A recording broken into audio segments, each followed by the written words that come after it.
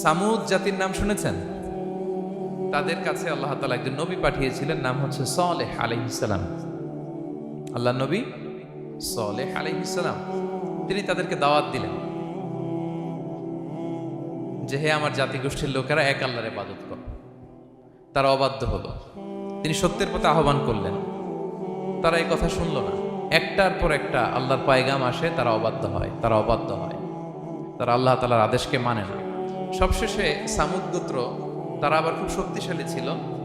তারা পাহাড় কেটে আর্কিটেকচার করে ডিজাইন করে কিভাবে আবাসন তৈরি করতে হয়, পাহাড়ি এলাকায়, মাউন্টেইন এলাকায় কিভাবে আবাসন তৈরি করতে হয়, এটার ব্যাপারে এক্সপার্ট ছিল। তো তারা সালেহ আলাইহিস সালামকে বলল, সালেহ, তুমি পাগল, তুমি জাদুকর, তুমি যে আল্লাহর কথা বলছো আমরা মানবো এক শর্তে, যদি এই পাহাড়ের ভেতর থেকে 10 মাস গর্ভধারিণী একটা উট যদি বের করে আনতে পারো, এমন একটা শি ক্যামেল উট যদি বের করে আনতে পারো, যেই উটের পেটের ভেতরে একটা বাচ্চা থাকবে এবং উটটা পাহাড় থেকে বের হয়েই বাচ্চা ভূমিষ্ঠ করবে, এরপরে উটের দুধ যেন আমরা খেতে পারি, তুমি যদি এটা দেখাইতে পারো তাহলে বুঝবো তুমি সত্য নবী। দোয়া করলেন, আল্লাহ আমার এই জাতি সামুদ, তারা তো চেয়েছে যে পাথর ভেতর থেকে যদি একটা উট বেরোয়, উট যদি বাচ্চা দেয় আর দুধ দেয়, তাহলে তারা তোমাকে মেনে নেবে। আল্লাহ তুমি মেহেরবানি করে এই মিরাকেল, এই মুআজিজা তুমি তাদের দেখিয়ে দাও। আল্লাহ তাআলা দোয়া কবুল করলেন। হাজার হাজার মানুষের সামনে চাক্ষুষ দিবালোকের মুহূর্তে পাথর ভেঙে একটা উট বেরিয়ে এলো বিশাল আকৃতির, এবং 10 মাস গর্ভধারিণী উট, সাথে সাথে এই উট বেরিয়ে বাচ্চা প্রসব করল, এবং সাথে সাথে এই ওলান থেকে উটের দুধ বেরোতে লাগলো। হাজার হাজার লোক এটার ওলান থেকে দুধ নিয়ে তারা তৃপ্ত হলো। আচ্ছা, এই মুহূর্তে তাদের কি করা উচিত ছিল বলেন তো? আশহাদু আল্লা ইলাহা ইল্লাল্লাহ ওয়া আশহাদু আন্না মুহাম্মাদুর রাসূলুল্লাহ ওয়া আশহাদু আন্না সালিহান নাবিয়্যুল্লাহ, এটা পড়া দরকার ছিল না?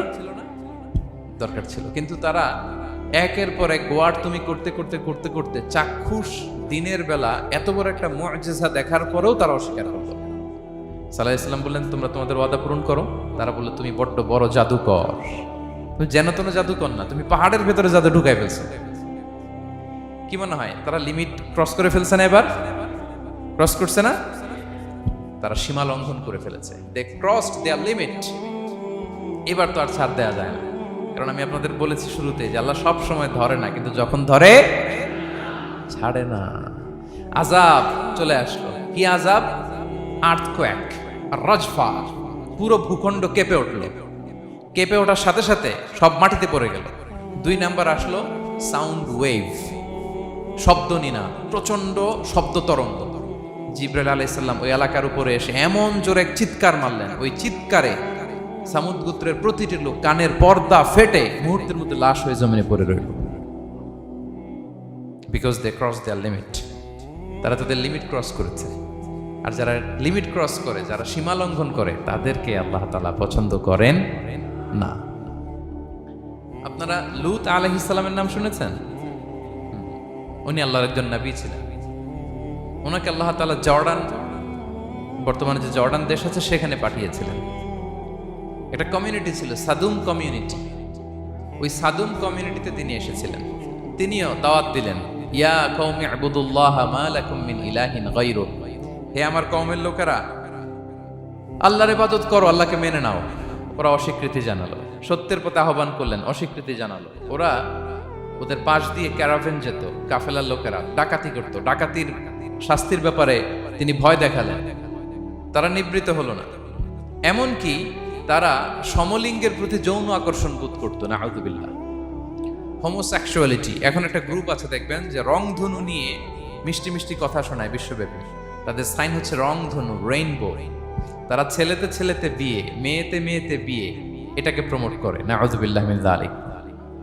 আমাদের এই মুসলিম সমাজে যেন এই আবর্জনা প্রবেশ করতে না পারে, আমাদেরকে সচেতন থাকতে হবে, ঠিক কিনা? এই সাদুম কমিউনিটির একটা বদ অভ্যাস ছিল, তারা ছেলেতে ছেলেতে বিয়ে করত, পুরুষে পুরুষে। আল্লাহ নবী লূত আলাইহিস সালাম তাদেরকে বুঝালেন যে পৃথিবীতে কেউ এই পাপ কাজ করেনি। প্রাণীদের মধ্য থেকেও একটা পুরুষ প্রাণী একটা পুরুষ প্রাণীর প্রতি আকৃষ্ট হয় না। তোমরা আশরাফুল মাখলুকাত হয়ে কিভাবে এই কাজ করো? তোমরা থামো। তিনি নানাভাবে হৃদয় নিংড়ানো ভাষা দিয়ে দাওয়াত দিলেন, কিন্তু তারা মানল না। তারা এই পাপ কাজ করতেই লাগলো।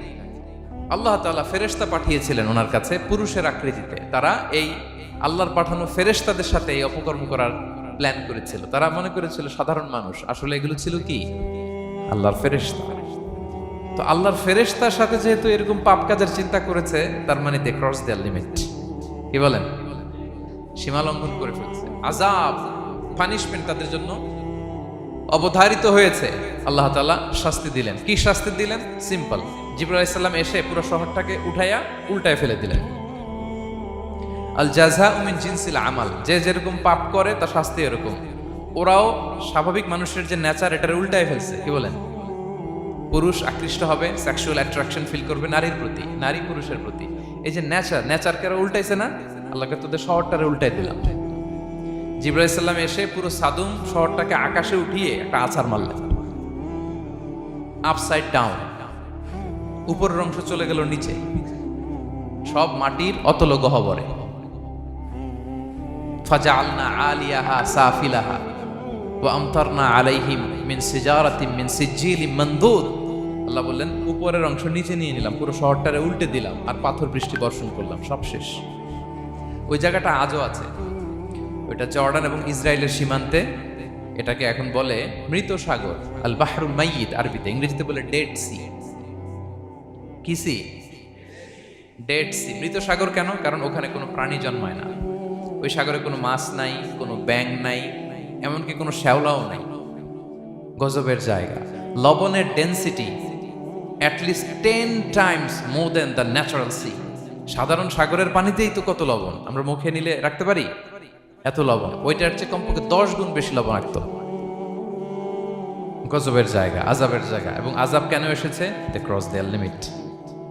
তারা সীমা লঙ্ঘন করেছে। আর ইন্নাল্লাহা লা ইউহিব্বুল মুতাদিন, আল্লাহ তাআলা সীমা লঙ্ঘনকারীকে পছন্দ করেন না। আরেকজন নবীর কথা বলে এই পয়েন্টটা শেষ করি। মুসা আলাইহিস সালাম, ফেরাউনের হেদায়েতের জন্য আল্লাহ তাআলা মুসা আলাইহিস সালামকে পাঠিয়েছিলেন।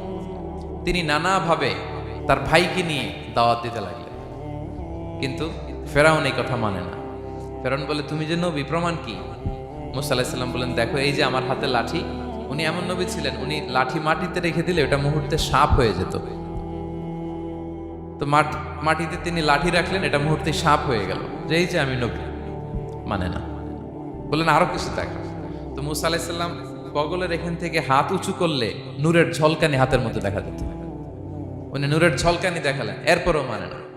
এরকম একটার পর একটা আল্লাহ নবী মুসা আলাইহিস সালাম মুআজিজা দেখাতে লাগলেন, কিন্তু ফেরাউন মানে না। শুধু মানে না এতটুকুই না, সবশেষে আল্লাহ নবী মুসা আলাইহিস সালামকে অ্যাসাসিনেশন, হত্যার পরিকল্পনা করলো তারা, যে বনি ইসরাইল, মুসা এবং মুসার অনুসারী যারা আছে দুনিয়া থেকে সরাই দিতে হবে। ধরো মুসারে, ধরো মুসার অনুসারীদের ধরো। ধাওয়া পাল্টা ধাওয়া শুরু হলো। আল্লাহ নবী মুসা আলাইহিস সালাম বনি ইসরাইলকে নিয়ে বাঁচার জন্য ছুটলেন। ছুটতে সামনে লোহিত সাগর। দেখেন, একে তো আল্লাহর বিধান মানে নাই, এরপরে একটার পর একটা মুআজিজা আসলো, সেটাও মানে নাই। এখন নবীরে হত্যার জন্য ছুটছে। কি মনে হয় সীমা লঙ্ঘন হয়েছে? একটু হয়েছে না? অনেক। আল্লাহু আকবার। আল্লাহ বলেন, ফাআগরাকনাল আখারিন, আমি মুসা এবং বনি ইসরাইলকে বাঁচাই দিলাম, ফেরাউন সহ তার দলবলকে সাগরে ডুবায় মারলাম। শুধু ডুবাই মারে নাই, আল্লাহ বলে, ফালিয়াউমা নুনাজ্জিকা বিবাদানিকা লিতাকুনা লিমান খালফাকা আয়া। ফেরাউনকে লোহিত সাগরে তো ডুবিয়েছেই। আল্লাহ বলেন, ফেরাউন, তোর অনুসারী যারা পৃথিবীতে থাকবে, তোর চালা চামুন্ডা যারা থাকবে, তোর খালাতো ভাই, চাচাতো ভাই যারা দুনিয়াতে বেঁচে থাকবে, তাদের জন্য তোর লাশটারে আমি শুটকি বানিয়ে রাখলাম। Up to the day of judgement, কিয়ামত পর্যন্ত ফেরাউনের লাশটা মিশরের জাতীয় জাদুঘরে ড্রাই বডি হিসেবে আছে। আমি নিজে দেখে এসেছি, নিজ চোখে মমিফাইং করে শুটকি বানায় রাখছে। এভাবে পৃথিবীতে যতগুলো জাতিগোষ্ঠীকে আল্লাহ তাআলা আযাব দিয়ে ধ্বংস করেছে, তার কারণ হচ্ছে সীমা লঙ্ঘন। তার কারণ কি? প্রিয় ভাইরা, আমরা যেন আমাদের লাইফস্টাইলের দিকে একটু খেয়াল করি, যে এই সীমা লঙ্ঘনের কাতারে আমরা চলে আসলাম কিনা, আমাদেরকে খেয়াল রাখতে হবে। আল্লাহ তাআলা সীমা লঙ্ঘনকারীকে পছন্দ করেন না। ইন্নাল্লাহা লা ইউহিব্বুল মুতাদিন, তিনি সীমা লঙ্ঘনকারীদেরকে পছন্দ করেন না।